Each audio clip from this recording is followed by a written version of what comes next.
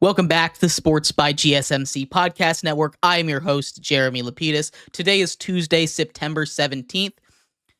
If you are just tuning in, we just finished going over the Monday Night Football blown loss by the Eagles, blown lead. They should have won that game in a multitude of different ways. Unfortunately, they did not. In this segment, though, we are going to get into our NFL Power Rankings. Every Tuesday, we're going to do our rankings. Today, in this segment, we are going to get through spots 32 to 17. But before we do, remember, if you would like to be an even bigger part of the show than you already are, all you need to do is go to gsmcpodcast.net. Or if you are on YouTube, you can use that super chat feature. If you do either of those two things, a message should pop up on the bottom of the screen for you, me, and everybody else around the world to see. If you do have a burning question about sports, anything at all that you would like to ask, go ahead and throw that in the comments. Throw it in the chat. I will get to it as soon as I possibly can. I appreciate everybody so much for sticking around, talking some sports with me here on a beautiful Tuesday, September 17th. But like I was saying, we are going to get into a little bit of the NFL Power Rankings. And at 32, yet again, sits the Carolina Panthers. The Carolina Panthers have had an interesting week. Seems like David Tepper's getting his hands on things again, saying, again, nothing's confirmed. I assume he said, bench Bryce Young. We need to win games. We need to get butts in seats. Carolina Panthers are sitting here at number 32. They're just a mess of a team. They might have the worst defense. Their offense isn't much better. Andy Dalton gives them a better shot to win, but they are on 0-17 watch for real. So keep an eye on that. The Carolina Panthers sit at 32 yet again. Wrong direction there. At number 31 sits the New York Football Giants. The New York Giants just put up what I would say was a very solid game against a bad Washington Commanders team, a bad Washington Commanders defense. We got to see Malik Neighbors go off over 100 yards, his first career NFL touchdown. He had a great game. Exactly what you want to see out of the rookie. That defense could not stop the Commanders. An offense that is not going to be one of the more potent ones in the league. They could not stop the run. They were very good once they got down to the goal. Once they got into the red zone, 0 for 6 for the Commanders in the red zone, but you can't let them get 6 attempts at the red zone. You're not going to win many games like that. Good job forcing field goals, though. The Giants sit at 31 after a much improved week from last week. At number 30, the Denver Broncos and Bo Nix. Bo Nix has looked awful. Bo Nix has looked like maybe the worst quarterback in all of football. Definitely battling for that title right now. The Broncos offense has looked abysmal. Now, I know they've played some tough defenses. The Seahawks aren't the easiest team to go up against. Neither is the Steelers, with TJ Watt coming off of the end. But I need Bo Nix to be able to throw the ball further than 5 yards down the field. I need him to be able to do that. If he's still unable to do that, there needs to be serious conversations about him not starting anymore. At 29 sit the Tennessee Titans. And the Titans are sitting here solely because of the man center of that picture, Will Levis. It's now been 2 straight weeks where he's done something boneheaded, something idiotic, something that I cannot explain why he did it.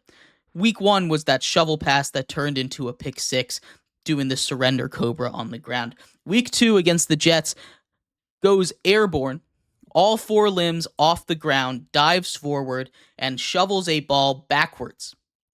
Throws a fumble to Tyjae Spears, who's not there to catch the ball, turns it over in the red zone. He needs to stop making those mistakes because this Titans defense is for real. This is a good Titans defense, and if he can just play clean football, if he can just not turn the ball over, the Titans probably are 2-0 right now, to be completely honest with you. Titans sit at 29. At number 28, the Washington Commanders. They get their first win. Jaden Daniels gets his first win of the season. Washington just doesn't look good. Again, 0 for 6 in the red zone. Their defense could not stop the Giants. That defense is awful, especially in the cornerback and secondary room. It's not it. You lose Emmanuel Forbes, and if he's one of your best guys, that's not going to carry you. Daniel Jones always looks good against the Commanders, so maybe we take it a little bit easy on them, but they get their win. Congratulations to Jaden Daniels on his first NFL win.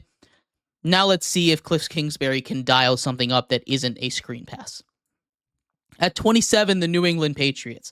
And the Patriots started this year all the way down at 32. They've continued to climb. Even with a loss to the Seahawks, they take them to overtime. Their defense is looking a little scary. It's not going to just be easy to go up and down the field against this team. Like I was talking about with the Titans, Jacoby Brissett has not made a mistake. Plain and simple. Jacoby Brissett has not made those turnover-worthy plays like Will Levis has been doing. I think the Titans and the Patriots are very similar teams. I think the Titans are a little more talented, but you see what the difference is between a team that has a quarterback that, while they're not going to make these awesome plays, they're not going to turn the ball over 3 times a game in the Patriots. Or Will Levis, that while you get that ability to make the big plays, you're also going to turn the ball over 3 times a game. And you see where they're both sitting. One is 0-2, one is 1-1. I like the Patriots situation better than the Titans. They're here at 27. At 26, the Jacksonville Jaguars. Trevor Lawrence said it best after the game. Quote, "We just suck right now." Right? After a tight matchup with the Miami Dolphins, which I thought their defense played really well in, their defense again plays pretty good football against the Browns. Now, the Browns offense isn't anything to lord over, shutting them down. But Trevor Lawrence doesn't trust the pocket. He bails out way too quickly. He's not comfortable behind that offensive line. And can you really blame him, the beating that he's taken? You lose Tank Bigsby, who was in committee with Travis Etienne, had a big week in week 1.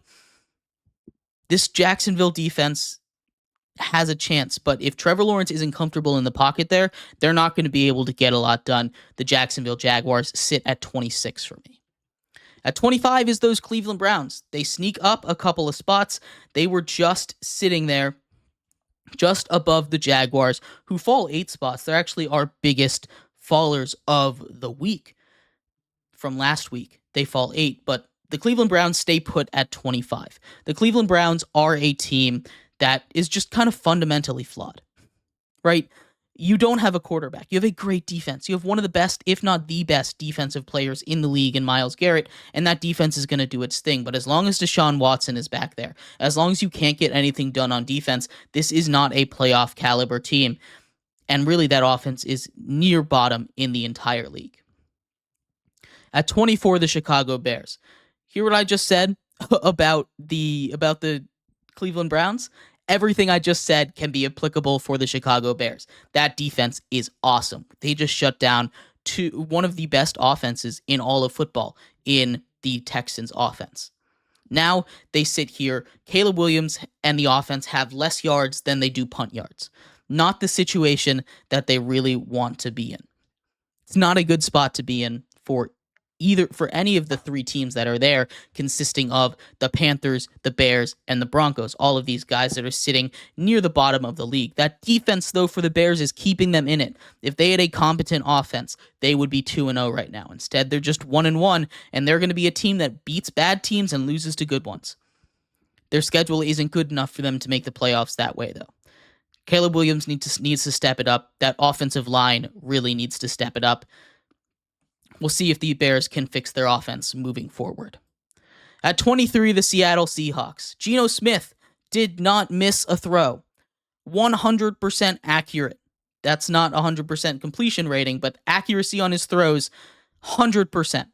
First time since 2021 that anyone has done that. The Seahawks escape the Patriots with an overtime win, 23-20. That Seahawks defense is good. That offense needs a little bit of work. Geno Smith is doing his thing. That offensive line needs to be better. They give up 2 safeties in week 1, and they let up a lot of pressure in week 2 on Geno Smith. Excuse me. That being said, I still think this is a team that could climb. They fall 7 spots, though. At 22, the Pittsburgh Steelers. The Steelers, I have dropping a couple of spots because I thought there were some very impressive teams. They dropped 3 spots down to 22 from 19 where they were last week. That's not to say they played bad. I was very impressed with their defense. Justin Fields needs to play better. He looks like the starter, 2-0. A great spot to be for the Steelers. That defense is amazing. TJ Watt, early favorite for Defensive Player of the Year, the way he's just wrecking games. But they've gone up against a disjointed Atlanta Falcons team that was not all together, and a Broncos team that's just kind of broken. I want to see them go do it against a real opponent. That offense isn't going to be good enough to beat good teams. Again, I keep talking about this with the Browns and the Bears as well. They're in a very similar situation. The Steelers are at 22. At 21, the Las Vegas Raiders, and you might say that's a little low for them. They just beat the Ravens. They're up 7 spots after beating the Ravens. Their offense looked really good. They really did. I was very impressed by that. The defense did a good job against a weak Ravens offensive line. Gardner Minshew leads the league in completion percentage, in completions. He's up there in yards as well. That offense with him at the helm is going to be scrappy, and they're going to be able to pull out these tight games. The Raiders are a dangerous team. Don't let them stay in the game, but if you stop their pass rush even a little bit, they're not going to be able to really stop you that much. And I think this is more a referendum on the Ravens, honestly, than it is on a team like the Raiders. I like the Raiders. They're not the answer. At 20, we have the Atlanta Falcons. The Atlanta Falcons coming off a huge win on Monday Night Football. We just talked all about it. You can hear my thoughts in the first segment, but Kirk Cousins looked amazing. Kirk Cousins looked like he was back to pre-Achilles injury, and that's all you can hope for in your quarterback that you just paid over $100 million to. He was moving around the pocket. Play action was working. He looked comfortable back there, especially on that 2-minute drill. That's what you want to see out of Kirk Cousins, out of the Falcons. This is a team that could make some noise if they could fix their tackling. They're in a very good division, but I'm not going to overreact to this win because I think the Eagles lost it rather than the Falcons winning it. At 19, it's the Rams, and this is just unfortunate. Injuries, right? They lose both of their top receivers. They lose 4 offensive linemen. This is not a team that is going to be good with the injuries they sustained. They need to get healthy if they want any chance of making a run, because this is a good team. It is a very good team. The Rams sit at 19 due to injuries, though. At 18, it's the Indianapolis Colts. You can do a little victory lap around me. I was going all on my high horse about Anthony Richardson and the Colts. He is still inaccurate. He still throws too many interceptions, too many bad balls. This is still a very good Colts team, though. They were able to adjust and slow down the run, although that's all the Packers were able to do. If they cut down on the turnovers, they win this game. If they cut down on the turnovers, they're 1-1, and we're having a much different conversation today. Anthony Richardson is a boom or bust kind of guy, and he needs to get more consistent. It's the same issues he's had in college, in the NFL, in his first couple games, but for all intensive purposes, he is a rookie quarterback this year. He only started 4 games last year and barely finished any of them. I think he had a total of like two whole games of game time, if you take a look at it. So this is basically a rookie season for him. And as far as a rookie goes, he is way above everybody else. Colts sit at 18. And at 17, the Los Angeles Chargers, a team I was a little low on. They come out, they know their identity. They're going to run the ball down your throat. I can't move them up too far, but combining their wins against the Raiders, who get a good win against the Ravens today. Combining their win against the Panthers, where they just run the ball down their throats. Quentin Johnson has 2 touchdowns. Jim Harbaugh knows how to win football games. Jim Harbaugh has built an identity on this team already. I thought it would take a bit to get there. I still need to see them go up against a good defense. Until then, I can't move them into the top 10, but they're going to face a test coming up soon. Their next matchup is against the Steelers. If they can do that again, if they can do what they've been doing these first 2 weeks against the Steelers, they might be in the top 10. But let me know what you think of this first half of the NFL Power Rankings. When we come back, we're going to finish up the Power Rankings, get through teams 16-1. So stick around for that. We'll be right back here on Sports by GSMC Podcast Network.